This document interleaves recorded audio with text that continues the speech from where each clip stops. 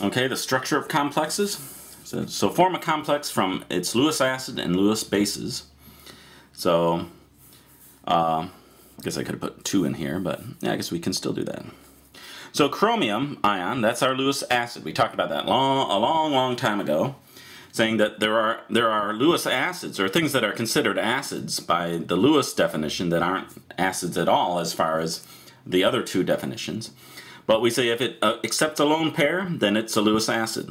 A Lewis base donates it, and we call these ligands or ligands. I learned it as ligands. I hadn't heard the term ligand until much later. It's when I took biochemistry, so I'll often call them ligands. Now this lone pair is attached to the chromium, and if there are 2 of them, then we put that here. Could put it like that, and that doesn't change the charge because these are neutral. A lot of the ligands are neutral, so some of them are charged, but they're generally going to be negative because they have to attach to something that's positive. So we should know what's happening here. This is a coordinate covalent bond.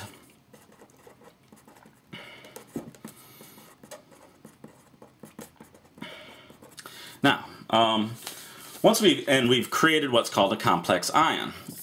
We then took that, we'll just reduce it down in size here, and we added on 3 chlorines to balance it out. This is a complex ion, or coordinate complex ion, and this is called a coordination compound because it's no longer an ion. So this is a coordination compound.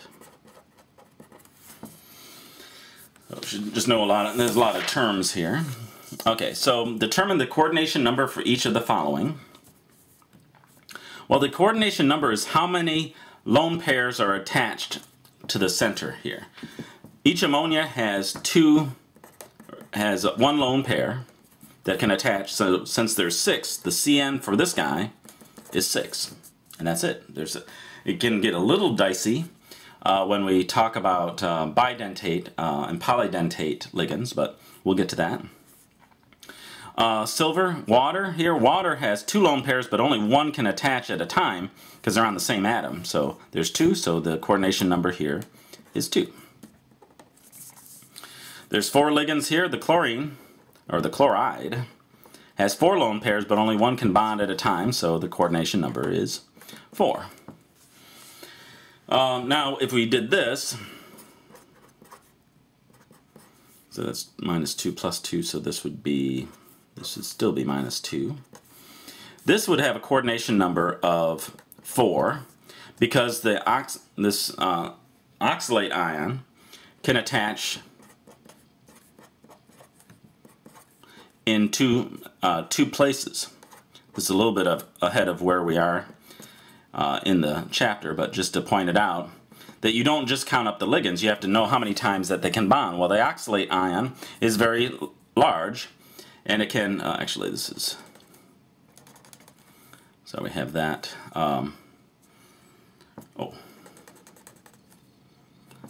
dang it. I don't know why I put that double bond in there. There it is.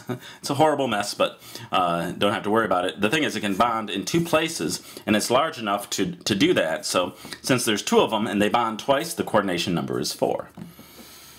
Okay, determine the oxidation state for the metal ion in each of the following. So the oxidation state, we just have to figure out what the charge is on each of these central atoms.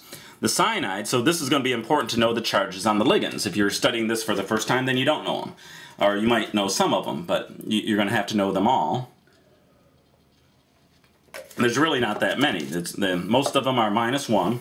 There are some that are 0, and there's a few that are -2. And that's about it. So cyanide is -1. There's a 7 here, so that's -7. It's a -3 total, so this should be +4. That's the oxidation state on the molybdenum. CO is just carbon monoxide, so it's 0, which means that since this whole thing is 0, then the oxidation number for iron must be 0, and it can be. It's going to be either positive and it can be 0. It's never going to be negative, not for this kind of structure. Iodine is -1. There's 3 of them, so that's a -3 total. So -3 total, and then so the mercury must be +2.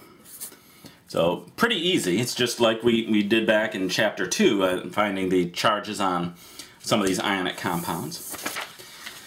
Now it says give examples of monodentate, bidentate, polydentate. Monodentate, and that's one tooth. It means it bites once, or it reacts, or it bonds once to the central atom. And here I've drawn out all of them that were in the chapter. And I've given their names too. This is bromine, or bromide. We call it bromo when it's part of one of these transition metals, or one of these complexes, I should say. Chloro, iodo, fluoro. Then this is the cyanide ion, but we call it cyano. This is the hydroxy ion, but we call it hydroxo. This is the oxide, we call it oxo. So by putting the O on the end here, it indicates that it's a ligand. That's why we call it something different, because it's reacting, it's doing something different than it does in, if we have this is sodium hydroxide. But if OH is part of a complex ion, then it would be hydroxo, just to indicate the difference. So this is the, and then we have, these are very different. This is ammonia, we call it amine. That's not too different, but this is carbon monoxide, we call it carbonyl or carbonyl. H2O is aqua. Sulfate is sulfato.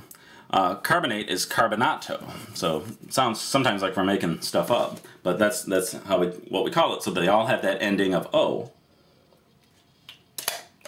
And then bidentate, I already showed the one, oxalate ion, we call oxalato. And then we have ethylene diamine, which is,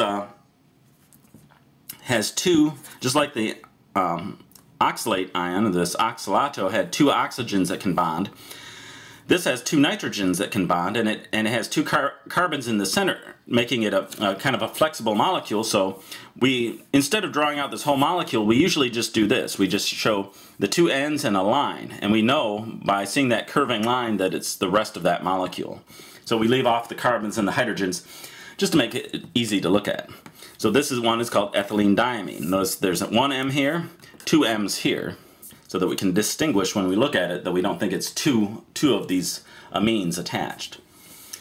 Then here's one of the polydentate. There's lots of these, but this is a very, very common one, EDTA, ethylene diamine tetraacetate ion. And you can see that there's the nitrogen here, 1, 2, then this oxygen, this one, and this one. So there's 6 places that this can form a bond. So this EDTA actually wraps around metal ions, and when it does that, it's called a chelate.